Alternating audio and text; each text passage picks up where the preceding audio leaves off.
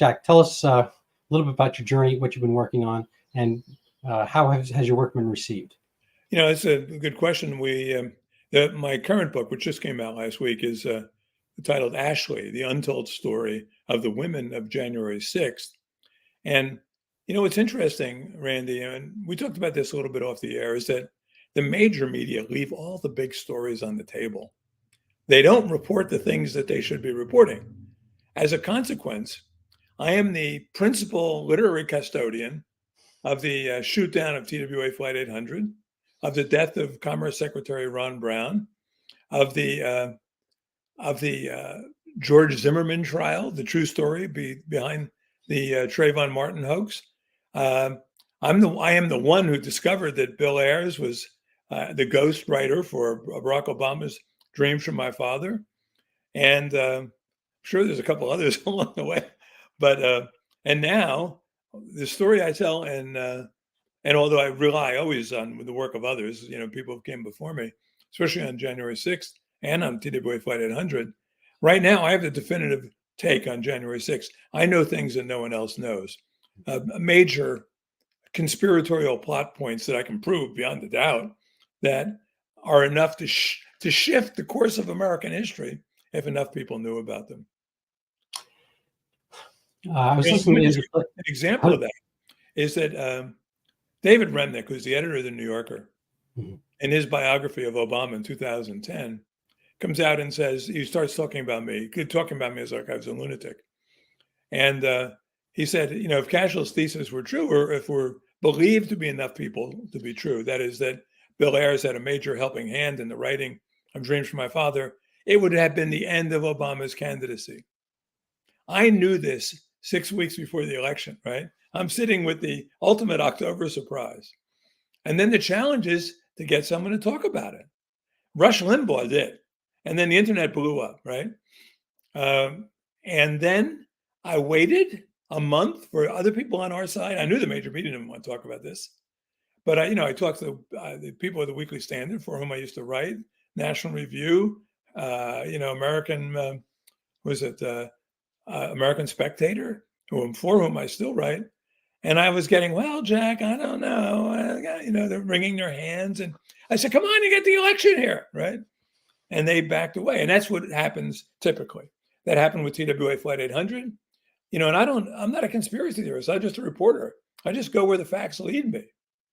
And let me start with the single greatest provable deception about January 6th. And it's amazing they got away with this, and they still kind of do. On January 6th, there were 4 protesters died.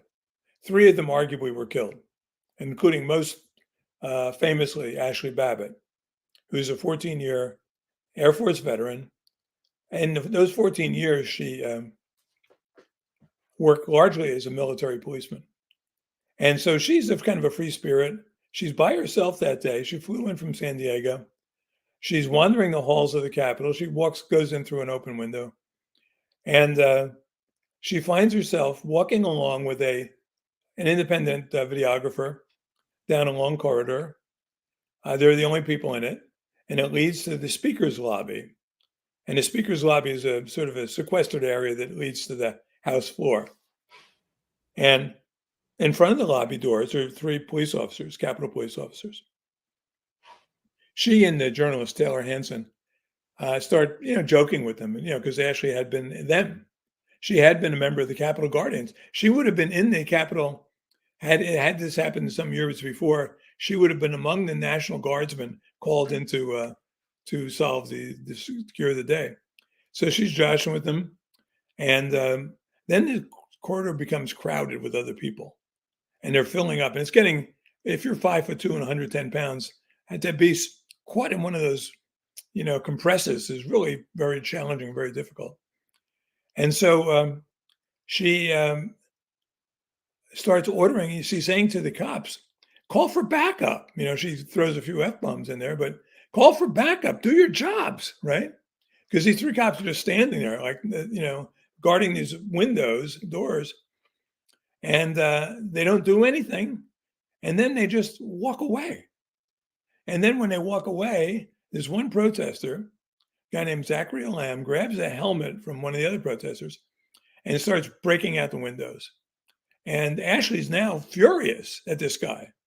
She pulls on this guy's backpack. This is all on video. He turns around and she gives him she's a southpaw. Boom! right to the jaw. His glasses fly off, right? And then someone yells, "There's a gun, there's a gun." And some people on the other side of the lobby could see a gun sticking out. And Ashli, at this point, probably just to escape the crowd, she doesn't know where the gun is, jumps through that window. And bam, the officer shoots and kills her. Then she falls back into the corridor. There's a doctor among the protesters. He starts tending to her, and the cops pull him off. And she basically bleeds out on the floor of this corridor leading to the speaker's lobby. Now, the problem for the left for the Democrats, is that they had created a martyr that day, and they could not bear to stand for that fact.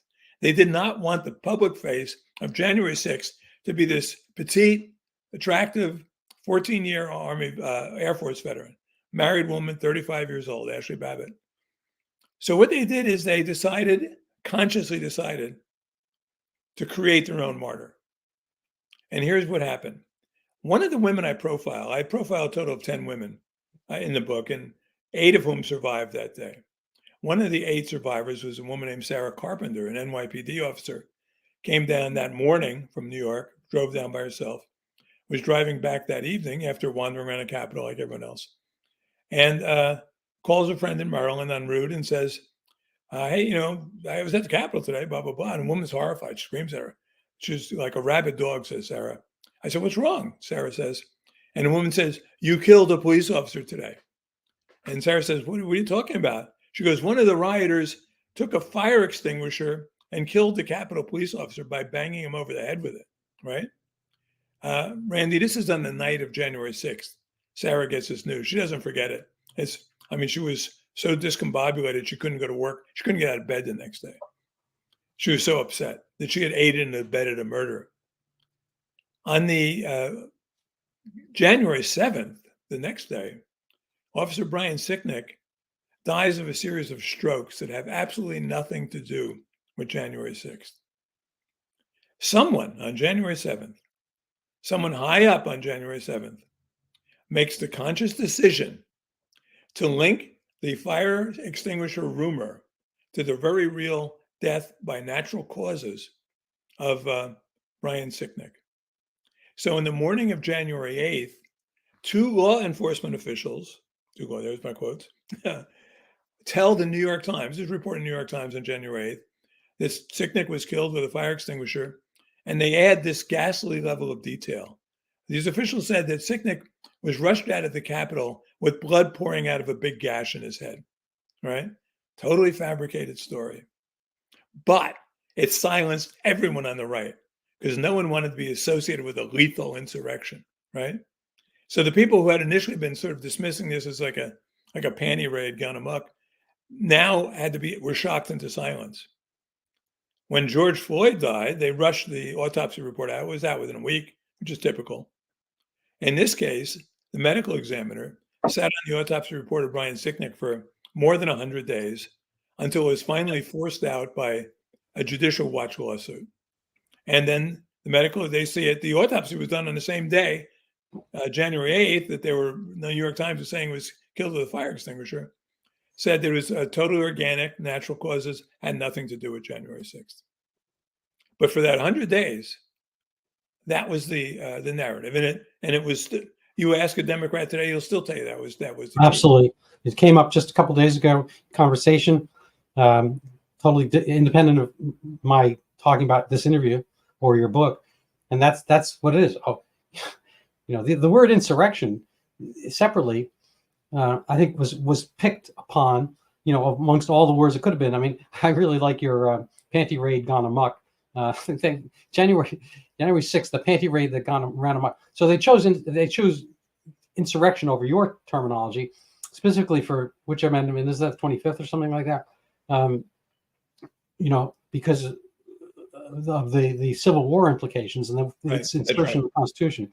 So it had to be an insurrection, and they had to aggrandize everything. And they settled on that term by 2:00 that afternoon. By 2:00 in the afternoon on January 6th, they were started using the term. Biden dropped it at 4:00. Right, the first surges against the protest, really began it. In terms of actively, not assaulting the Capitol, but getting towards the Capitol began at 1:00. New York time. So basically, and then to make this even more ghoulish, Randy, they there were 4 suicides that followed January 6th among Capitol police officers. I'd be curious to see why these people committed suicide. And this is in the subsequent 6-7 months after January 6th. Every suicide was added to the death count on January 6th. So now routinely you'll hear that 5 officers were killed on January 6th. Judges were telling jurors this, right? Prosecutors were using it in their briefs against these various protesters. Well, you may have not done anything, but you were part of a mob that killed 5 officers. At the level of deceit here is really pretty staggering. You have been working in this vein. I'd like to kind of stick on the factual a little bit, because I think you have some interesting takes, on the TWA 800, which, anachronistically was Bill Clinton's Benghazi moment, as you mentioned later on. It seems like the pattern always tends to be that, people don't deserve the truth, or they wouldn't know what to do with it, or they might do the right thing, which would be the wrong thing for the people in power. It seems that everything always kind of tilted a certain way, especially in journalism. I was giving an anecdote in our green room of a journalist friend of mine who wouldn't discuss the Barack Obama tenure at Columbia, even though he had long, decades-long Columbia roots and multiple Columbia degrees, and including journalism, because he wouldn't want to have anything bad uncovered about Barack Obama. And we had a discussion that seemed inimical to the journalistic mission. How did you get your journalistic mission? What is the genuine one? And is it about a matter of pushing one narrative or another? Well, it's I didn't go to journalism school. When I was a sophomore, this is probably prophetic. No, when I was a freshman in high school, I was writing for the school newspaper. I went to the same high school as Anthony Fauci, by the way, for what that's worth. And I wrote a negative article on the JV basketball team, right? And they came after me. Right? They wanted to beat me up. That was my introduction to journalism. Fauci was a bunch of years ahead of me, so I didn't know him, or he wasn't on the team. But so I was not interested in journalism. I skipped it in college. I didn't do paying attention to it. But once I started writing, I realized that there were big stories out there that weren't being told. The real breakthrough came, Randy, with the introduction of the internet, where by the year 2000, I had as much information, I had access to as much information as the New York Times newsroom did. Yeah. And then I realized that I can now tell stories with factual details that were being left on the table by the major media. Starting with the first book I wrote, was in maybe 2003, and that was about TWA 800. I co-wrote that with James Sanders, the late James Sanders, who started writing about TWA 800 right out of the shoot, and was arrested, as was his wife, for their efforts by the FBI. Again, this was a pattern of long-standing. What can you be arrested for investigative journalism? Well, he had an inside source. He had the head 747 pilot at the investigation site who was feeding Sanders information. And Sanders wanted him to, this is how fine a point it was. Sanders wanted him to scrape some residue off the foam backs of these seats there's a red residue streak across multiple aisles. And the captain was unable to scrape it, so he just took a pinch of it, right? Cut out a pinch of it. FedExed it to Sanders, right? And they convicted them. They got them all on conspiracy to steal airplane parts, right? And when Jim went to trial in a federal court in Long Island, the prosecution would not let the jury know that Sanders was an investigative reporter with like several books to his credit already, right? He was presented, for all the jury knew, he was a scavenger, a thief. The law had been implemented just 6 months earlier to prevent scavenging at crash sites. And they got him on that. I mean, that let me know. In fact, this is how I got onto it, is that I met Sanders and his wife in 2000. Liz, she was arrested also as a co-conspirator. And I went to dinner with them after some event. I just happened to be sitting at the end of the table with Elizabeth Sanders. And she's a sweet, pretty Filipino-American, innocent as the day is long, loves America. And here she is, a federal felon, right? And I'm thinking something's wrong here. There was no reason to do this if they were telling the truth. But if they're not telling the truth, there's a lot of reason to do it. So that's how I got involved with Jim. And we did a video together in 2001 and then a book in 2003. And then when the book came out, the media world wasn't as twisted as it is today. So I was able to get interviews with Bob Woodward, right? Michael Isikoff, some major players. And I showed they interviewed you?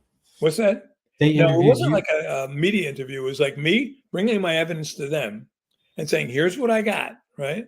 It's all yours, right? Happy to share it with you. And that's when I learned that, just to your point earlier, Randy, they were about winning elections by that time, not about telling the truth. So what did Woodward and or Isikoff do with your information and or others? I don't know. I mean, but it was odd because when I went back to do my 2016 book on TWA 800, I went back to my daily log that I kept, and I still had Woodward's address. The last contact I had, I sent him a copy of the book at his request. He gave me the address. I don't know that it would do me any good now, because I realized then that he was not interested. That was our third. We'd had two previous conversations. With Isikoff, I went into the Newsweek offices at the time, and he was hot after breaking the Monica Lewinsky story and stuff. And I talked to him and his partner who covered this case. And his partner, I don't want to mention names here, but I'm convinced it was the CIA. I'm totally convinced. And I don't say that randomly. He has a history. He got thrown out of England for being tied. You say his partner in what? I mean, his writing partner. Mm-hmm. And his name escapes me right now. It's kind of a funny name. And I wrote about him saying he was British. And then he came back furiously. I'm not British. You know, what kind of crappy reporting you do? Well, he has a British accent. So then when I looked it up, it turned out that when he was in like Oxford or wherever he went in England on some postgraduate thing, he got thrown out of the country for being a spy, right?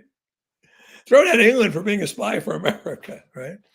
And when you saw his reporting, it's as though the CIA sat him down and told him what to write. And what's interesting is I should remember his name, it's just escaping me now, but he shows up again in 2016, breaking the Russia collusion story about Mike Flynn, right? And in early 2015, long before anyone else got into it. I'll remember his name at some point, but yeah, I wouldn't accuse many people of being in bed with the CIA, but there were people threaded throughout the media at that time, this is in 2003, that were affiliates, in confidential human sources. I don't know, whatever they were, but there were several of them. The guy at NBC was worst of all. I mean, they would just take the CIA. What's the CIA doing investigating a domestic airplane crash, right? They took over the investigation from the FBI. The FBI took it over illegally from the NTSB, but at least they did it publicly. The CIA took it over behind the scenes. And they created the animation, the cartoon that the FBI showed once, and the media said, oh, I guess that's it. I guess it just exploded, turned into a rocket, went up in space. And the aviation community is saying, what? Like, crazy? This is impossible, right? And so I've talked to hundreds, maybe thousands of pilots, mechanics, other aviation people over the years. And in fact, I was just out in Arizona like 2 months ago, giving a talk to about 40 aviators. And they're all on my side. 95% of them are on my side. 97%.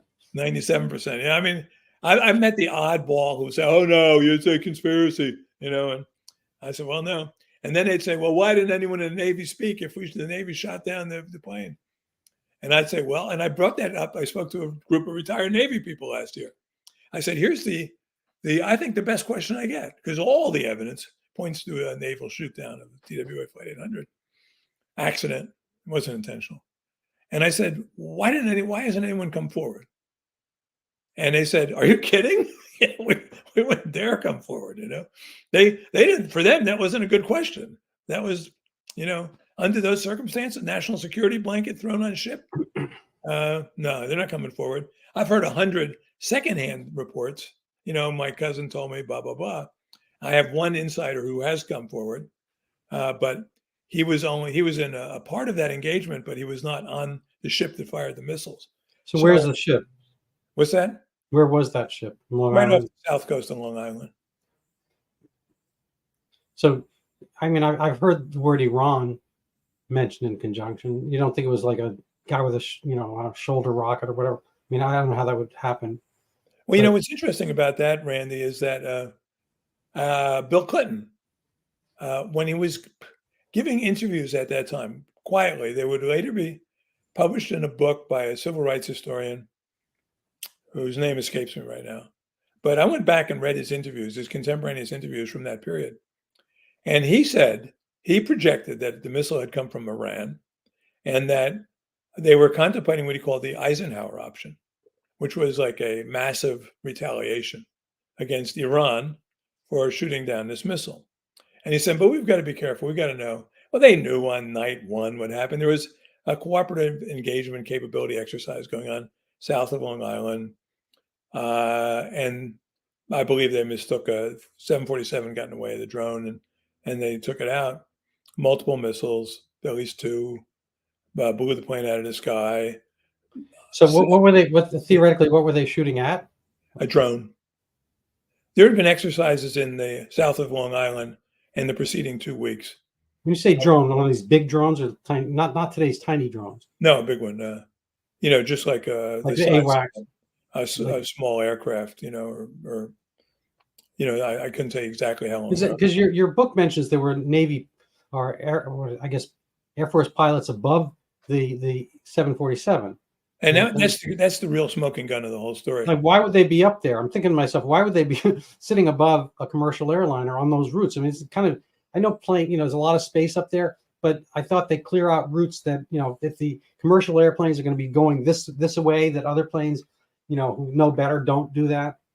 Well, the plane that was sitting above it is a Navy P-3 Orion, which is used as the communication coordinator for all the battleships and submarines in a given. Yeah, because the pilot said he was looking for submarines. I thought that was kind of puzzling. Where they weren't looking for foreign submarines, they were just monitoring a war game kind of thing. Or well, that's what their excuse was afterwards. Like, you're right over this, a plane's been blown out of the sky, and you're not looking for the culprit, right? You're going 200 miles away to do a submarine. Yeah, they skipped out of there. They went like down to DC or something like that. Utterly incredible story, right? They refused to be interviewed. The Navy stonewalled it pretty well, but they stonewalled it after they shot. Those guys are still alive, I assume. They're probably not Navy anymore. Yeah, but they're not going to talk. They won't talk.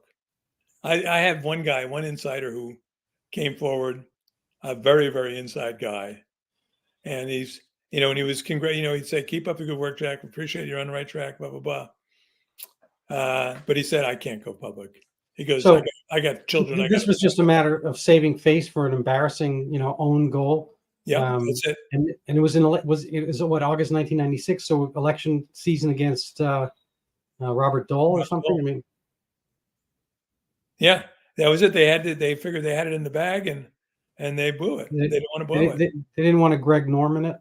No, it's really a shame because that's, if you want to start to track a date to when the government really For a while, up until the last 5 years, I thought that was the greatest untold conspiracy story in America. But now, in the last 5 years, I can barely keep up. It's and in April 1996, Ron Brown's plane was shot down not shot down, crashed in Croatia, killing him. And I did a deep dive into that one. And, I got a nice advance from the publisher. I said, you've got to content yourself with a book that says, sorry, stuff happens, planes crash, because I'm not going to tell you that Ron Brown was murdered if he wasn't murdered, right? At the end of the book, I said, the dispassionate observer looking at the evidence walks away with a firm conviction that Ron Brown was murdered. And it's a complicated story, and I cannot say it with the 100% conviction I can say with Flight 800, but I can say with 95% conviction that Ron Brown was murdered also. And I'm not familiar with that book, and I remember him. But you kind of say this was the preservation of Bill Clinton's presidency and the allowance for a potential Hillary one. That's Why? right. What? I mean, was this part of like the suiciding of Clinton opponents that it's its own conspiracy theory, the Vince Foster theory, so forth, this and that? People kind of getting Clintonitis.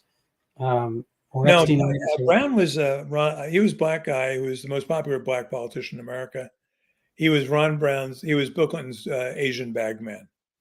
They were involved in his desperate money scramble after the Democrats got annihilated in '94, and he was the man in charge. Then he got caught up in a side hustle with his son. I mean, he was a hustler. Ron Brown was a total hustler, and the government at that time was still being honest, an honest broker of going after its own. Democrats would go after Democrats, and the media would report, unlike today. And so Clinton was so deep in dirty laundry, he couldn't even clean up Brown's mess. So Brown comes to him and says, "Hey, listen, Mac, you got to get my son out of this. I don't care about me, but my son, he can't go to jail. He's got 2 twin kids at home, babies." And then Clinton said, "Nothing I could do about it." And then Brown said, "Okay, you want to play that way? I'm going to start talking about China." This is in February of 1996. At that time, none of the Chinese stuff had been reported. I caught a break on this one. Is that and I like to have someone inside. So I worked on the 800 book with James Sanders. On this book, I worked with Brown's confidant and co-conspirator, Nolanda Butler Hill, and she wanted to come clean and tell the story. So she knew it all. And she knew it all, and was, once Brown died, they hunted her down and tried to imprison her as well. In fact, they did. Then I had cooperation from the woman who discovered the hole in Ron Brown's head. In fact, she rents my summer place out all winter every year. She and her 3 colleagues, pathologists, had their careers wrecked for discovering that hole and talking about it. And so, when I tell these stories to people who are skeptical, "Oh, yeah, conspiracy theories." No, I'm sorry. I just report facts. I don't need to speculate, barely. I mean, if I speculate, I say I'm speculating. It's what I think. But otherwise, I just report the facts that are there. It's not even hard to do. I don't know why more people don't do it. No, it's an unusual thing. I'm not, I kind of have come to some investigative reporting late in my career. I'm a medical doctor, and I had my own practice locally for almost 30 years. But the last few years, I got intrigued by the Zika microcephaly pandemic's disappearance.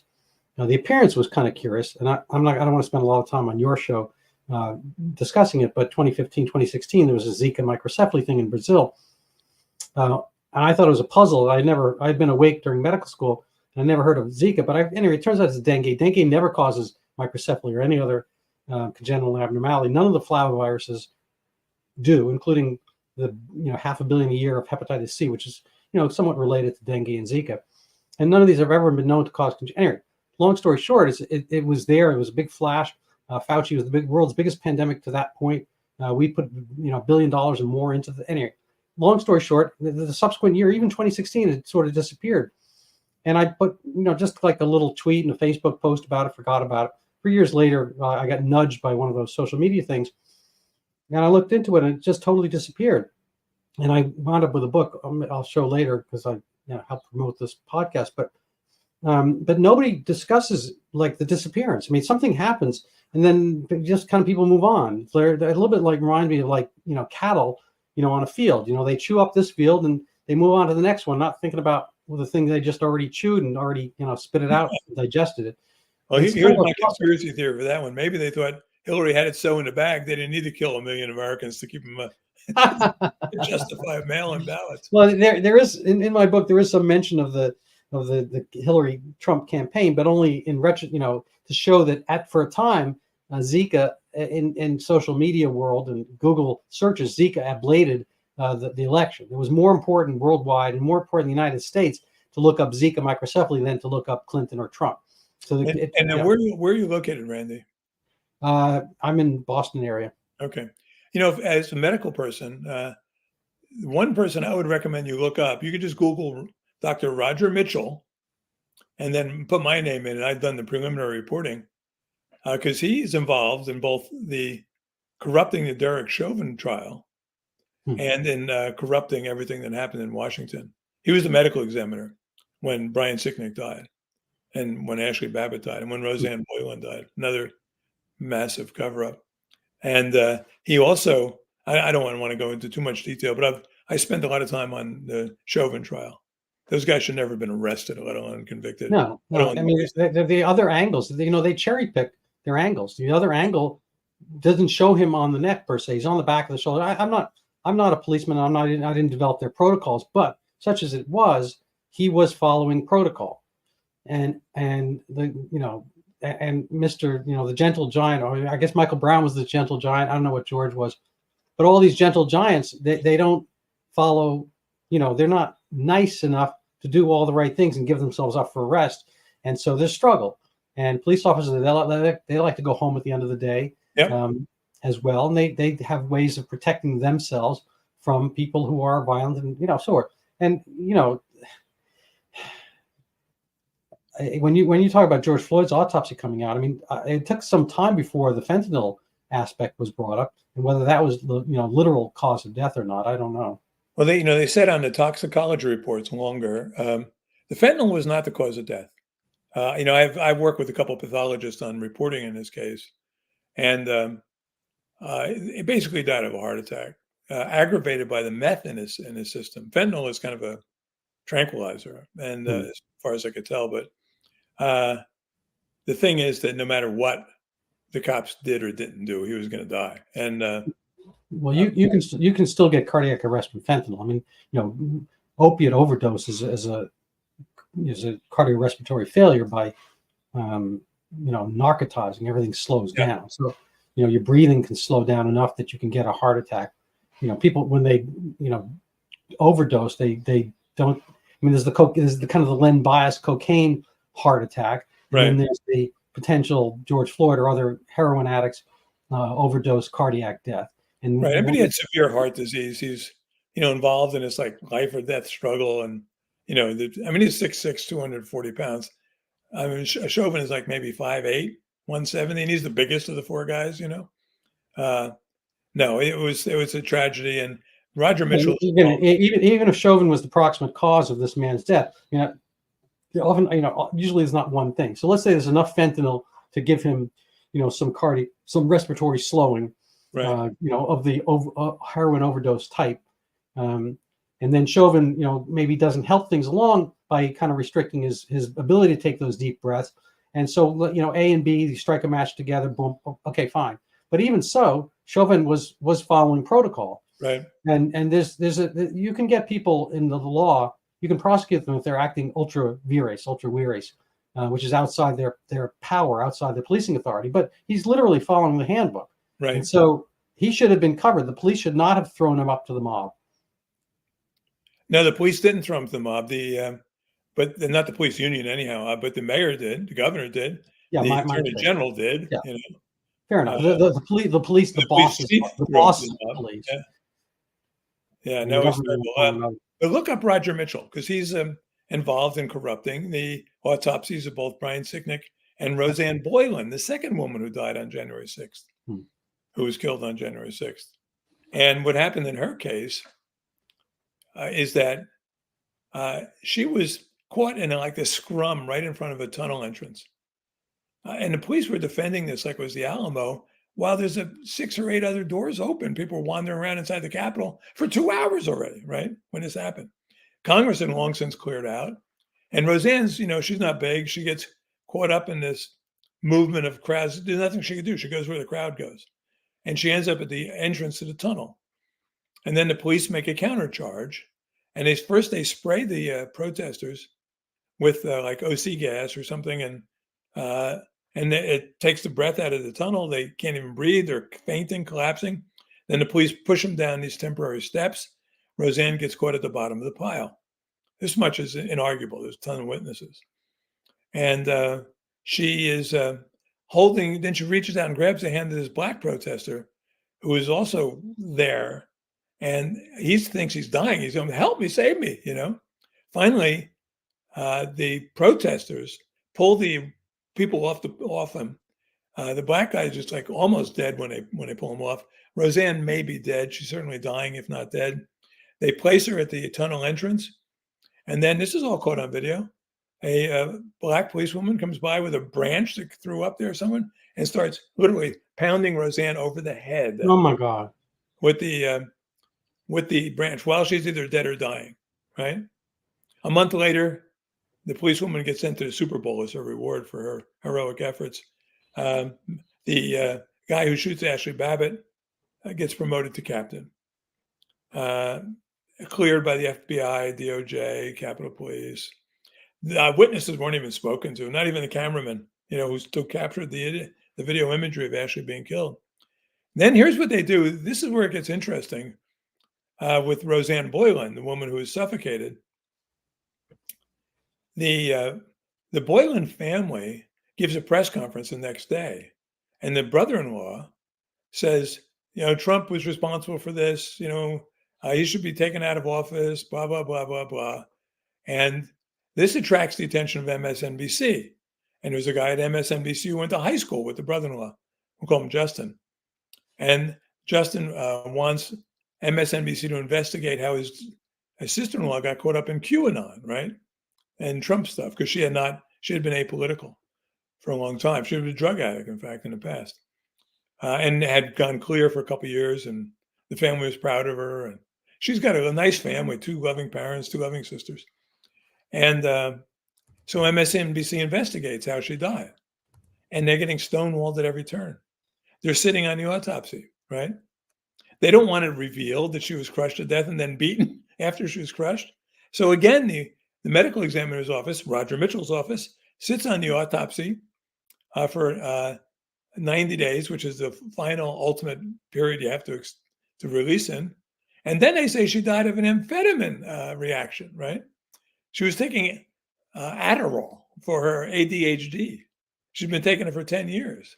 There's the visual evidence of her dying is obvious, right? There's plenty of witnesses of how she died. And in the autopsy report mentions nothing of these circumstances around her death.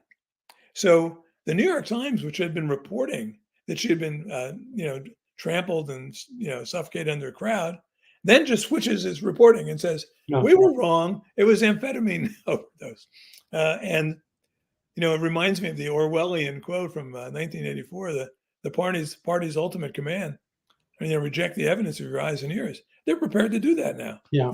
There's another New York Times episode related to TWA where they announced that there had been an explosion right after the fact, August 1996. They announced there was explosives.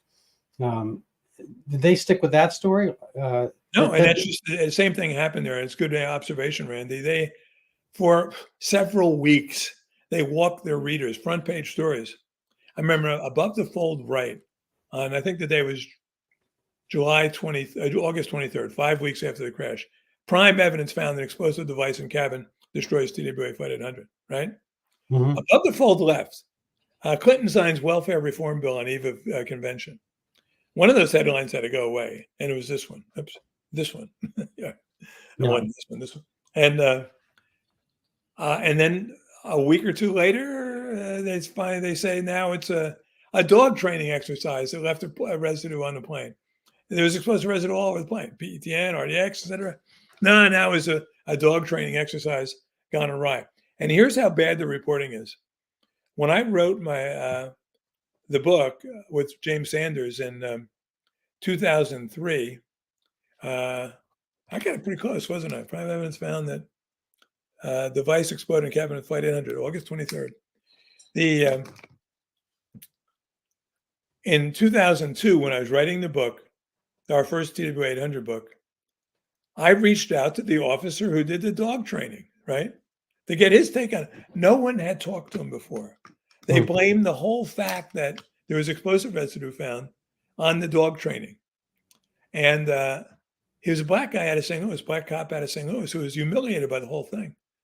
And the people laughed at him and made fun of him, made sport of him. And he said, "You're the first person in the media to talk to me." This is 6 years later, right? And that's the way they roll. And it's amazing. 21st century media.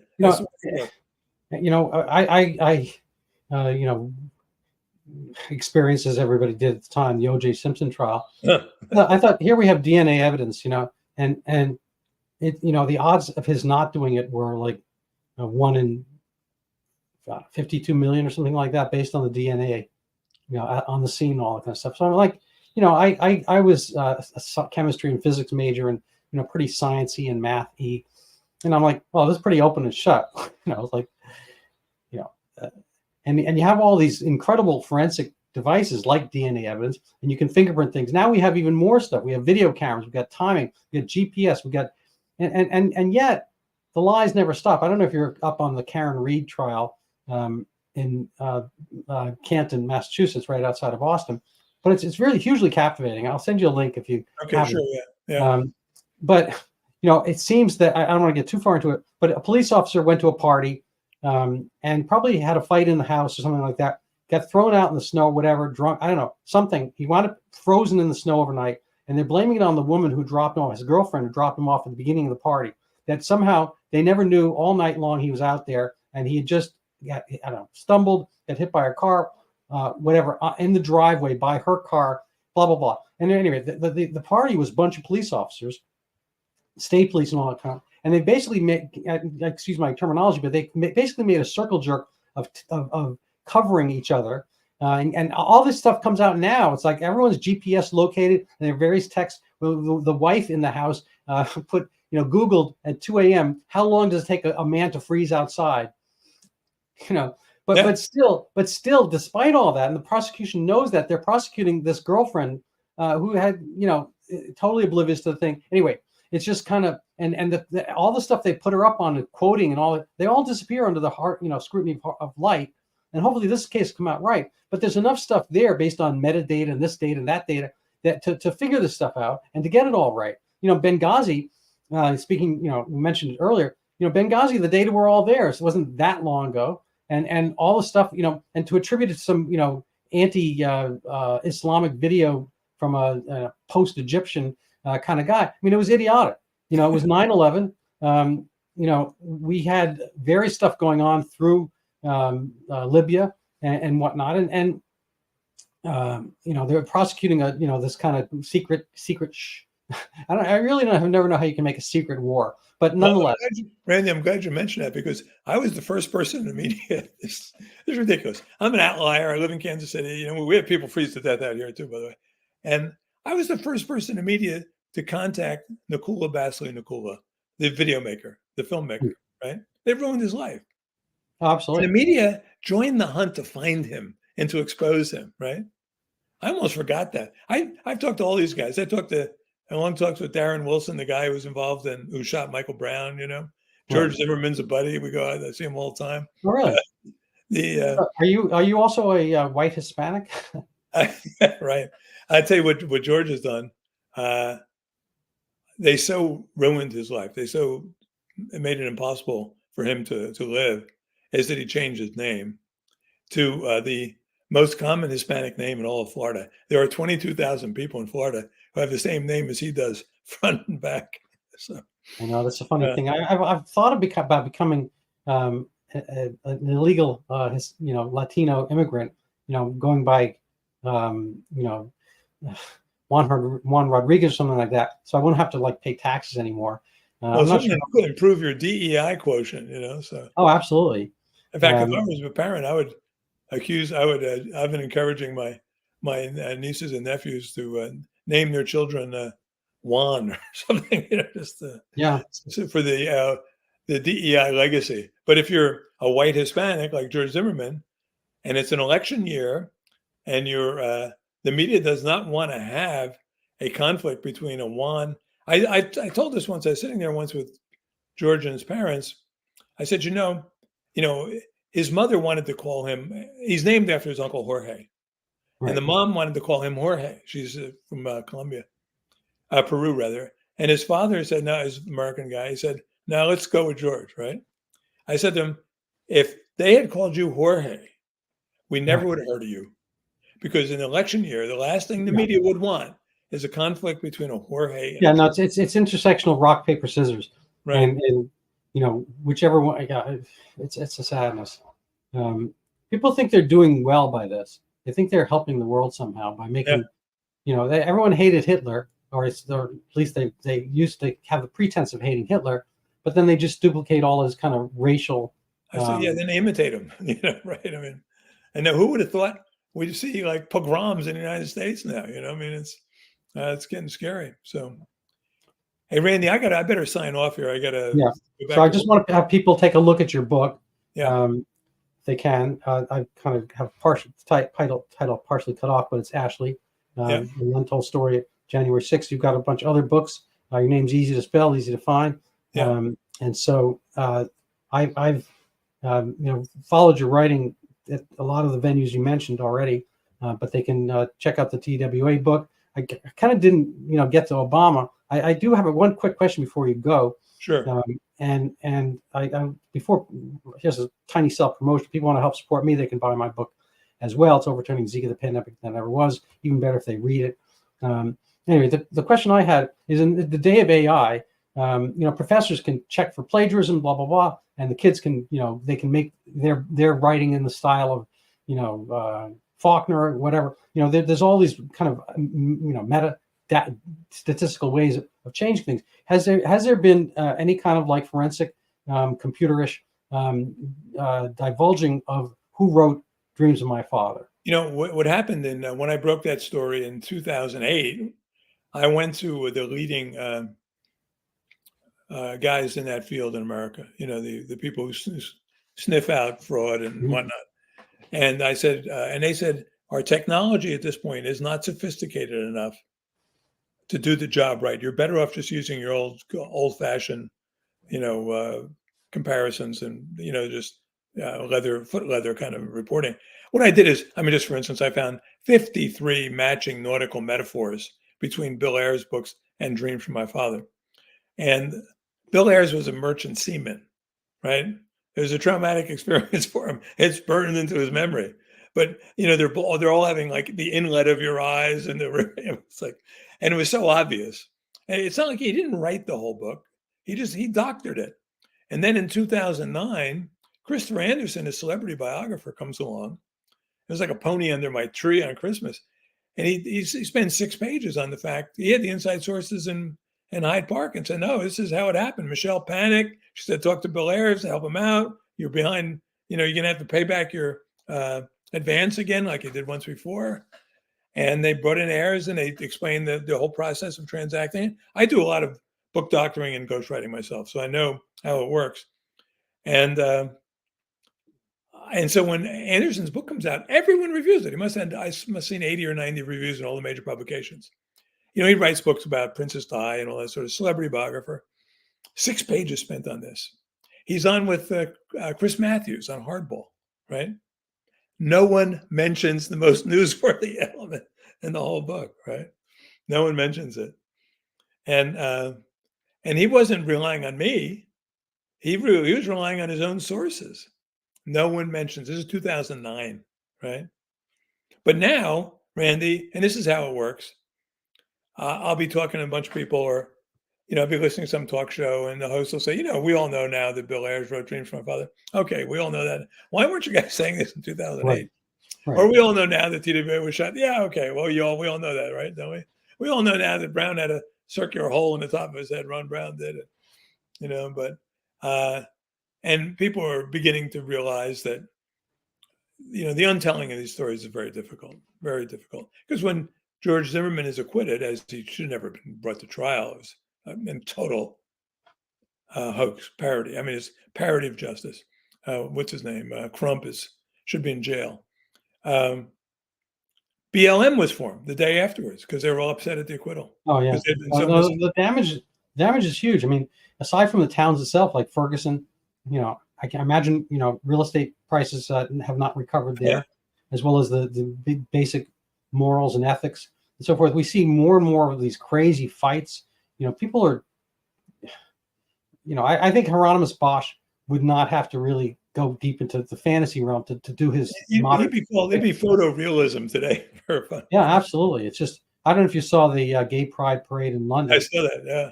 But speaking of intersectionality, boom, there it is. It's just, I don't know. I mean, you just don't need a great imagination anymore. And anyway, I appreciate your, in a sense, not having one. I mean, I think your great imagination has been in allowing yourself to configure this career as a contrary voice. But, I'm trying to give you this kind of weird compliment. But it sounds as if your books are not imaginative in the sense that they are relying on grounded facts and reasonable first-person recollections. So I recommend people follow them. I've had my fun reading you, and appreciate that. It's always been a kind of a nice beacon in the darkness. So I appreciate that. Randy, great conversation, and spread the word. Tell your friends, and see if we can get this book out there. We got to, and in this case, it's a live ammunition like it was in 2008. But I got 4 months to have the truth be told, because if people know the truth of January 6th, no, it's still opaque. Again, I have these conversations from here to here and there. In my congregation recently, this was a topic, and pretty much, there's in medicine there's an expression of the definition of delusion is fixed false facts. So if you're running around thinking you're Jesus Christ, well, okay, you're probably wrong. I mean, unless that's your name. And that's delusional. But people have fixed false facts, but it's really just a matter of different diagnosis. Usually it's MSNBC or something like that. Yeah, and it doesn't take much. So, hey, Randy, thanks a lot. I appreciate your time, and